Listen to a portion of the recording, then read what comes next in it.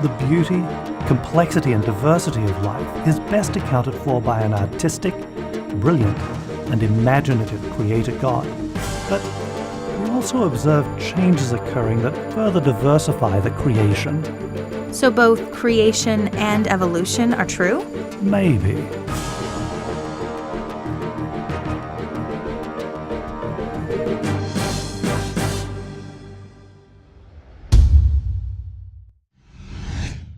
Did the Creator directly craft each detail of each organism? Or did he design them to be able to adapt as their environment changes? To even begin to talk about the creation story in terms of science, we need to look very carefully at the story itself, in the Bible. The Bible doesn't say much about how life became so diverse, but it does say something. And a lot can be learned from its few relevant words and phrases. Genesis 1 describes the original creation of living organisms on planet Earth. From the description, it's clear that there were multiple acts of creation during the creation week. For example, plants were created on the third day of creation week. Birds and fish were created on the fifth day. And land animals were created on the sixth day. On these 3 different days, 3 separate creations of groups of living organisms took place. Each group filled a different environment: land, air, and water.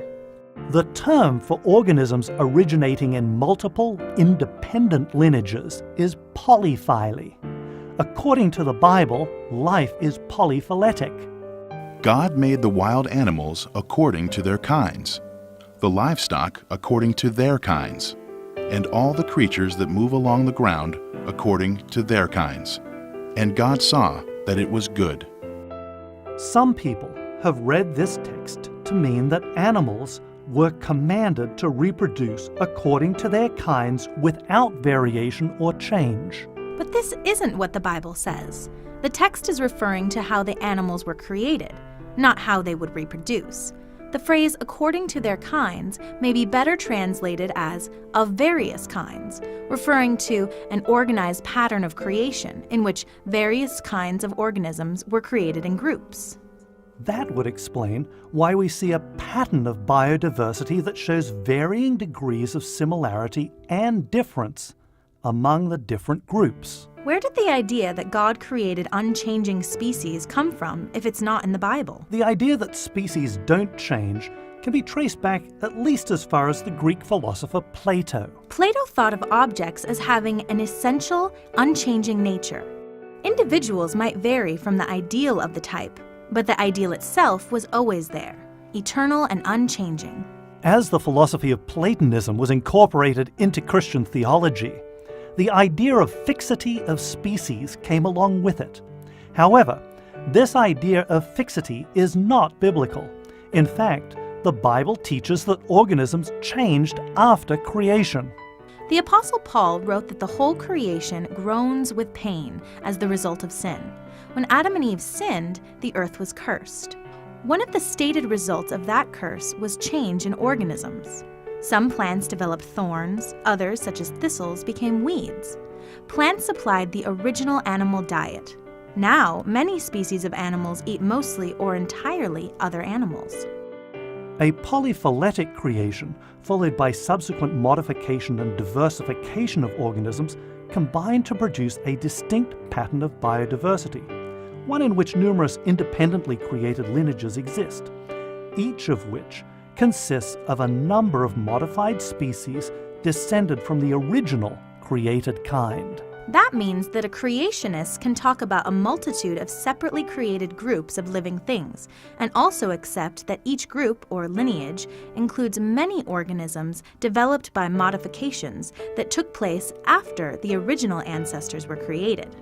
There is a tremendous amount of evidence that such modification can and has occurred. In order to recognize members of the same lineage that have been modified in various ways from a created ancestor, and those that have a different created ancestor, we need to distinguish between normal variability within a type of organism, such as size and color, and characteristics different enough to separate one kind of organism from another. Why are you referring to different kinds of organisms instead of calling them different species? The scientific term species sounds very precise, but it's actually used in many different ways. Most people think of biological species when they hear the term. A biological species does not naturally interbreed with other biological species. Obviously, it is impossible to tell whether fossil species interbred with other species. So a fossil species is not the same thing as a living biological species. That's right, and some living species may interbreed under certain circumstances. For example, most people recognize that lions and tigers are different species. They look different and live in different places. They may be classified as different species, but lions are capable of interbreeding with tigers. When a male lion breeds with a female tiger, the resulting semi-sterile hybrid, called a liger, is the largest living cat, with multiple examples reported weighing over 500 kilograms. So, lions and tigers are really the same biological species? The problem is that it's not that clear. Lions and tigers can interbreed, producing offspring, but those lion-tiger hybrids seem to have limited fertility themselves.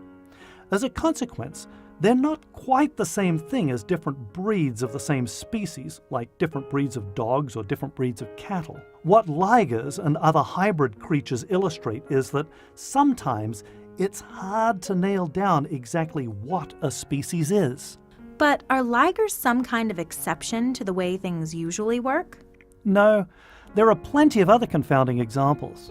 For example, many species of duck can interbreed, and apparently at least some ducks can interbreed with swans.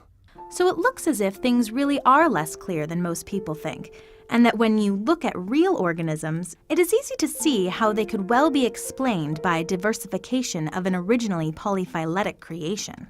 Experimental evidence documents variability within species. Many breeds of domestic animals and plants have been produced through experimental selective breeding.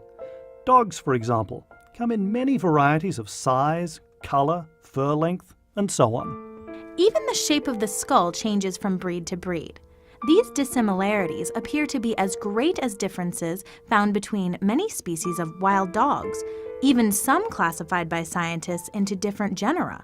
So it seems that at least some species different enough to be classified in separate genera may have diversified from the same originally created ancestor.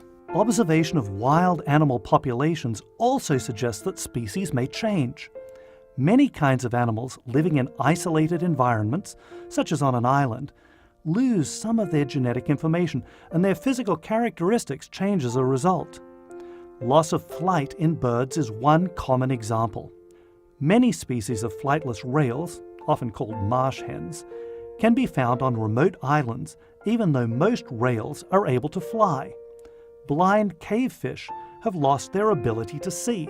Some lizards and salamanders have only 2 nearly useless legs, or have lost all their legs. All of this is evidence that species have changed since the original creation. So we know that species do change, but how does that happen? The process by which species change is complex and only partially understood. The Darwinian explanation is that descent with modification occurs as changes in DNA accumulate over time. This modification occurs gradually and not necessarily continuously until an existing kind of organism or an isolated population evolves into a new species. Okay, but is there actual evidence that a member of one species can be naturally and slowly modified into a new, significantly different organism? Some doubt exists that the large morphological changes required to convert one kind of creature to another can be explained by the accumulation of the relatively minor variations actually observed in populations. Small changes don't appear capable of getting the job done, and large changes produce deformed monsters, not elegant new creatures. Even when genetic changes occur, only a tiny fraction of these rare changes survive into later generations. Harmful DNA mutations are selected against and would be expected to disappear from populations, but neutral or the extremely rare beneficial mutations might be passed on to offspring. With neutral mutations, it's a matter of chance, but natural selection working on a beneficial mutation that caused an individual to have more offspring would increase the number of individuals carrying the mutation in the population. You're using terms now like natural selection and mutation. That sounds a lot like evolution to me. Creationists don't disagree that creatures have changed over time. There's abundant evidence of that in nature and from the Bible. Natural selection explains why weaker individuals are eliminated and why changes in the environment may favor individuals different from the average. It is a separate question whether or not the basic DNA mutation and natural selection mechanism of Darwinian evolution can account for the big differences we see between organisms like worms and oak trees, mushrooms and rabbits, or even rabbits and zebras. Generally speaking, the larger the change, the more likely it is to be harmful. Mutations that produce new structures in organisms, rendering them better in some way, are essentially unknown. The effect of DNA mutations may be particularly profound if they impact development of an embryo. This is the type of mutation that might have caused the large variations we see in the many breeds of dogs, like a short snout or short legs. In nearly every species, more individuals will eventually be born than can be supported by the environment. Since not all individuals can survive, many must die. What determines which individuals will live and which will die? That is where natural selection comes into play. Beneficial genetic mutations make those carrying them fitter, meaning they make more offspring. These offspring will also have the beneficial mutation in their DNA. In a competitive environment, lineages with mutations conferring greater fitness expand. Lineages without the mutation die out. Creationists recognize the value of natural selection as a powerful force that keeps species from degenerating until they go extinct. Creationists also recognize that a wise creator might design living things to adapt rapidly to changing environments. One way of doing this would be to design a genetic system that could create genetic variability in response to environmental stress. This might be accomplished in ways already known to exist. First, a designed mutator gene, such as a DNA polymerase, that makes more mistakes than other DNA polymerases when copying DNA, will create more DNA mutations, resulting in more variation for natural selection to work on. Second, design genetic switches that turn individual genes or sets of genes on or off in response to environmental change, permit species to respond rapidly to environmental challenges through pre-designed genes and epigenetic mechanisms. Third, genetic recombination, in which different sets of genes are combined together during sexual reproduction, can result in combining the favorable traits of both parents in their offspring. Finally, many, if not most, traits that are the subject of artificial selection are controlled by several genes whose effects add together in some way. Examples include human skin tones, cow milk production, and oil content in corn kernels. Presumably, natural selection works on these quantitatively inherited traits just as artificial selection does. Quantitative traits control much of the normal variability that seems to be present in populations. They differ from destructive mutations like albinism or dwarfism. If a plant breeder wants to grow taller corn plants, the tallest corn plants are crossed with each other. After a few generations selecting only tall plants, the offspring will be taller because tall versions of genes that contribute to corn height are concentrated in them. But there are limits to what selection can achieve with quantitative traits. For example, selective breeding is not going to produce corn 1 kilometer tall. The quantitative traits available for selection to work on may well be part of a system designed to permit organisms to adapt to changing conditions. Biological change is believed by many biologists to occur in 2 stages. First, a barrier to interbreeding develops. Then genetic divergence occurs. In general, change takes place more rapidly in populations that are isolated, like those that live on islands, and in environments that favor the survival of individuals with particular traits. In a competitive environment, natural selection generally eliminates variant individuals. However, if the environment changes, the basis for competition and selection will likely also change. Individuals carrying new gene combinations or mutations may be favored. Natural selection eliminates some variation within species and allows individuals with other variations to survive. However they originated, the variation's natural selection axon must already be present before it can act. So there is a certain set of conditions that encourages change in populations of organisms. These conditions include a changing environment, numerous semi-isolated populations of organisms, and unconstrained population growth, allowing accumulation of variation both from DNA mutations and different combinations of already present variations. According to biblical chronology, a worldwide flood took place a few thousand years ago. A span of a few thousand years is astonishingly brief compared to the billions of years commonly invoked for Darwinian evolution. How do creationists account for the incredible variety of life all around us? That question really contains two questions. The first, how could all the millions of species fit into the ark? And second, if biodiversity increased dramatically after the flood, doesn't that require unreasonably rapid post-flood evolutionary rates? Let's begin by again looking carefully at what the Bible actually says. The flood is described as a global catastrophe that killed many organisms and disrupted the world's ecology. Conditions after a catastrophe like that may very well be just those needed to allow for rapid diversification of organisms. But that would only be true if organisms survived. That raises our first question. What creatures survived on the ark? Were there some that survived outside? Everything on dry land that had the breath of life in its nostrils died. According to Genesis chapter 7, the animals that were completely destroyed outside the ark were the terrestrial vertebrates, those that walked on dry ground and breathed through nostrils. So, according to the Bible, the only terrestrial vertebrates that survived the flood were those on the ark.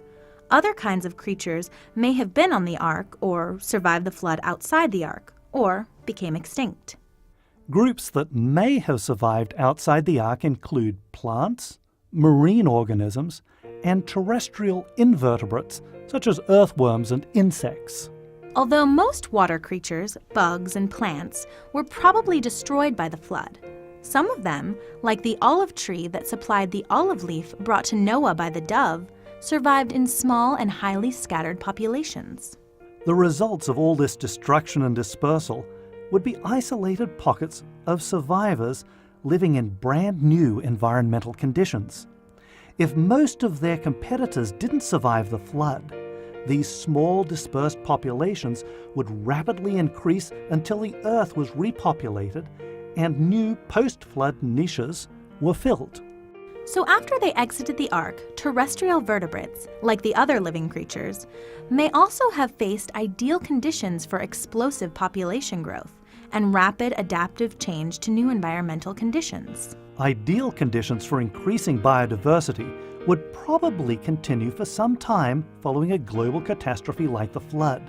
The unstable environment would continue to change as volcanoes, earthquakes, and varying sea levels affected climate, creating and removing barriers to dispersal such as the land bridge between Russia and Alaska that once existed in the Bering Strait. So, the very conditions expected from the biblical flood are those thought to cause rapid diversification of animals and plants. This brings us to the question of how all the millions of living species of animals could have fit in the ark. Remember, the Bible only specifies that the terrestrial vertebrates survived on the ark. These creatures are grouped into families of similar creatures, like the dog, fox, and wolf family called Canidae, or the pigeon and dove family called Columbidae. If you count all these up, there are fewer than 350 living families of terrestrial vertebrates. Most of these are the size of a house cat or smaller. Does that include the dinosaurs? No, this is just the living families of terrestrial vertebrates. Even if there were just as many extinct families as living ones, and they were all on the Ark, it would not present a space problem. If each living taxonomic family was represented on the Ark by one pair of animals, with the few clean families represented by 7 pairs as the Bible describes, the Ark needed to hold less than 1,000 animals. The Ark could probably have held 10 times that number, even if some animals were huge. And I guess they didn't have to take fully grown animals onto the Ark. They could have taken on babies and saved a lot of space.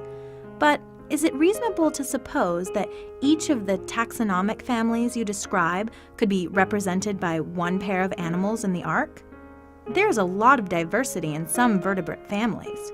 Doesn't the presence of only a single pair of animals require unreasonably rapid post-flood evolutionary rates? Maybe you're right. The groups of organisms biologists place into families may not perfectly represent exact ancestral groups. But there was plenty of room on the Ark for many more than the number of living families of terrestrial vertebrates. Also, don't forget the possibly ideal conditions for diversification after the flood. Change in organisms occurs, but a challenge exists to unbounded evolutionary explanations of biodiversity. There appears to be a limit to how much change is actually possible using just DNA mutation and natural selection. Experiments designed to encourage living things to change show that only so much change is possible without destroying major systems or the entire organism. Changes are generally rapid, but limited to relatively minor traits, commonly controlled by quantitative inheritance, or involve disruption of systems controlling development, producing monsters like flies with legs instead of antennae on their head. A few generations of selection can fix significant differences in a breed. But as experiments continue to favor genetic change in creatures, the rate of change decreases and individuals within the population tend to become weaker. This strongly suggests that change may be limited. Observations of populations in the wild suggest a similar conclusion. Species may be highly variable in detail, yet very similar in general morphology across their entire range, even when that range covers major differences in habitat and environmental conditions. For example, the Winsett or European bison lives in forests, while North American bison live on the Great Plains. Zebu cattle are adapted to the heat and humidity of India. Yaks live on the lofty Tibetan plateau. Yet, despite differences in diet, fur, milk production, and fat distribution, all these creatures are built along the same general plan and are capable of interbreeding. The same is true of domestic cattle, which have been bred to thrive everywhere from tropical Australia to the windswept highlands of Scotland. Despite differences among domestic cattle breeds, they are all built along the same basic lines and are all capable of breeding with each other as well as of interbreeding with bison, yaks, zebu, and other related creatures. The fossil record also suggests that there are limits to how much change can occur through natural selection. About 85% of the mammals living in Europe today are also found as fossils in Pleistocene deposits. That means the species have changed very little despite the radical changes in environment that occurred during and since the Ice Age. In summary, experimental and observational evidence demonstrates that organisms can change, but there are limits to how much change is possible. Complex new organs are not formed, and body plans are not changed. In addition to the Genesis account of creation, it is these scientifically observed limits to change, along with some other scientific observations, that cause creationists to reject the idea that all living organisms came from a single common ancestor. Instead, creationists adopt the idea of polyphyly, many separate origins for the creatures living today. The recovery period after the Genesis flood would have provided ideal conditions for rapid change. Small, partially isolated populations, a changing environment, and reduced competition. As a result, the world is filled with a diverse array of living things. The process of natural selection clearly contributed to that diversity, but the amount of change that creatures can undergo is limited. Discovering those limits is an interesting and immensely practical scientific enterprise.